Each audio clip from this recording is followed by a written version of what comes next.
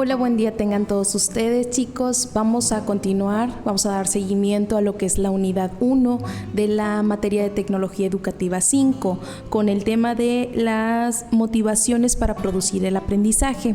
Bueno, en este tema sí es algo complejo. Vamos a ver cuáles son los diferentes tipos de motivaciones que se tiene un niño, cuáles son las diferentes conductas y bueno, la definición de motivación.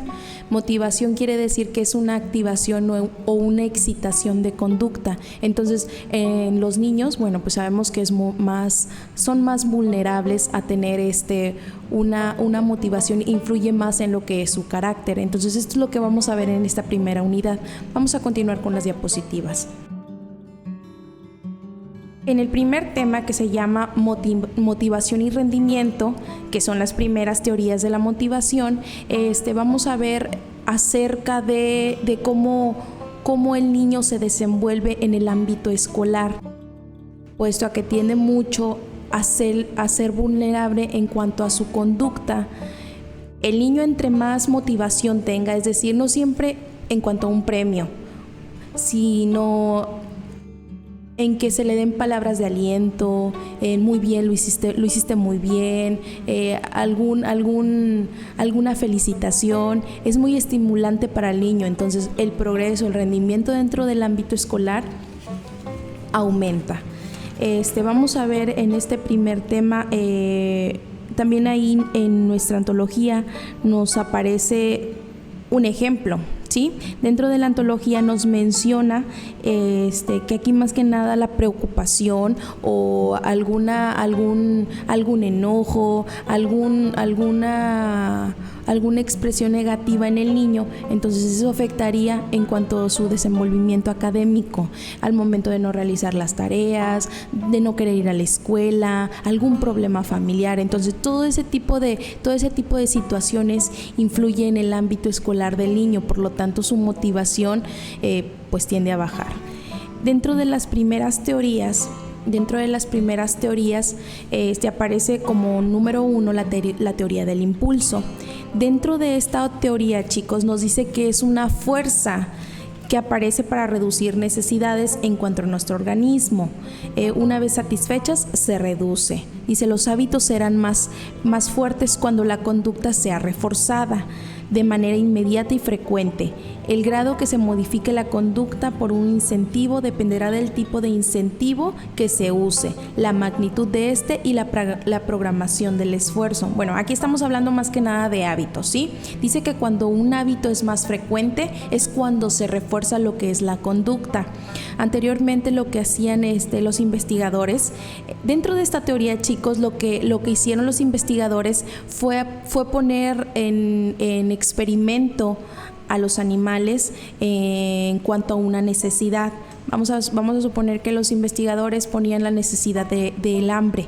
Entonces, para motivar o para reforzar la conducta en que el perro hiciera, por ejemplo, caso, lo que hacían era tomar en cuenta la necesidad del hambre, dejarlo varios días sin comer. Y al momento de que le querían enseñar algún tipo de juego, de dinámica o alguna orden que se le quería dar al animal, se le daba un incentivo. Entonces él ya sabía que al momento de que se le daba un incentivo tenía que hacer algo para poder ganarlo. Entonces, cuanto más se reforzaba esa teoría, era que la conducta del animal se modificaba, o al momento de realizar lo que son sus necesidades, ¿sí? Se ponía, no sé, se le ponía a lo mejor algún tapete, alguna prueba de que él tenía que realizarlo en cierto lugar a cambio de algo. Entonces, en este caso, bueno, sería a cambio de comida, de alimento. Entonces, mediante eso, lo que hacía el animal era modificar su conducta. Entonces, mediante el hábito, él modificaba ese tipo de situación. Entonces había un cambio en él, ¿ok? Entonces aquí nos explica lo que es la teoría de la reducción de los impulsos. Ustedes lo pueden ver mediante una imagen. Aquí les puse una imagen y dice necesidad fisiológica, ¿ok? Dice que es estimulada mediante una tensión. Entonces aquí la tensión, sería lo del hambre. El impulso, él quiere comer, ¿sí? satisfacerla, es darle un premio y mediante él se hacía el cambio de conducta, ¿ok? Entonces esa sería la primera teoría de la teoría del impulso. Vamos a continuar con las demás y nos mencionan las teorías cognitivas. Dentro de esta teoría es la explicación fisiológica de la motivación, que no era todo satisfactoria. Entonces aquí sostenían que lo que induce a actuar a las personas son consideraciones de punto de vista sobre una situación dada. Es decir, creían que las características personales, incluyendo metas, deseos y miedos, junto a otros factores ambientales como la proximidad y el valor de metas, determinaban la forma de las personas. Entonces, aquí más que nada este tipo de procesos, número 1, describen los procesos mediante los cuales los seres humanos aprenden. Número 2, las teorías ayudaban a comprender, a predecir y a controlar el comportamiento humano, pero como les acabo de mencionar, era mediante alguna meta, mediante algún éxito, mediante algún sueño que la persona tuviera. Entonces ese era el tipo de motivación que los investigadores creían que se dirigía a la teoría cognitiva. El tercero era elaborando a su vez estrategias de aprendizaje, y el 4 se utilizaba como su objeto de estudio y se centraba en la adquisición de destrezas, habilidades en el razonamiento, ¿ok? Entonces, en esto consistía lo que son la primera teoría cognitiva, y se basaba más que nada en el desequilibrio de las metas, dependiendo de la persona, de su conducta o bien mediante el ambiente. También están lo que son las teorías contemporáneas y de la motivación, ¿ok? Aparecen lo que son las teorías globales o molares, que estas aparecieron a finales del siglo XIX, a principios del siglo XXI, y también tratan sobre la motivación. Aquí más que nada nos explicaba el autor sobre cómo se modificaban lo que son las actitudes a través de este tipo de teorías. La motivación intenta explicar más que nada que cómo cambian esas personas frente a unas ideas que cambian o que entran más bien en un conflicto, ¿ok?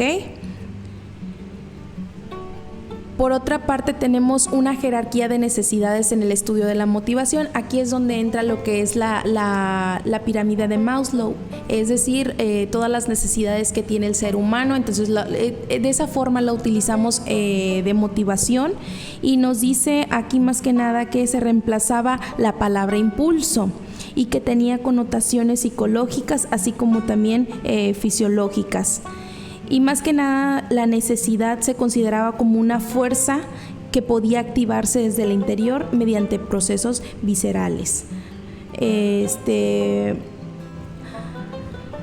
Y después nos presenta lo que es la necesidad de logro. Aquí más que nada en la necesidad del logro, el autor menciona que son personas que tienden a tener un éxito o bien que tienen mucho miedo a lo que es el fracaso. Entonces, dependiendo de la motivación o de qué tan motivados estaban, era la necesidad de logro que la persona tenía. Entonces, en base a ello era la conducta que se estudiaba en lo que son los seres humanos.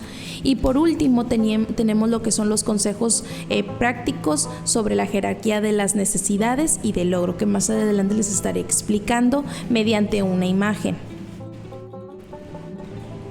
Y esa es la imagen que les mencionaba. La pirámide de Maslow se divide en 5 necesidades básicas. Como principal necesidad tenemos la fisiología, que es la respiración, los alimentos, el descanso, ¿sí? Entre otros. Por otra parte tenemos en segundo escalón denominado seguridad. Esta consiste en la seguridad física de empleo, en los recursos, en la familiar, salud, en propiedad privada. El tercer escalón viene afiliación, que es la amistad, el afecto y la intimidad sexual. En el cuarto tenemos lo que es el reconocimiento. Esto es más que nada el autorreconocimiento, la confianza, el respeto, ahí influye lo que es la motivación, todas nuestras conductas. Y por último tenemos lo que es la autorrealización. Dentro de ella está la moralidad, la creatividad, espontaneidad, ¿sí? Y la aceptación de algunos hechos y la resolución de nuestros problemas, ¿ok? Entonces, más adelante también vamos a estar viendo este tema mediante algunas actividades que pondremos en práctica. Bueno, esto sería todo, chicos, del tema del día de hoy. Si tienen alguna duda, vamos a estar realizando algunas actividades y yo estaré resolviendo sus dudas a través de la videoconferencia. Nos vemos.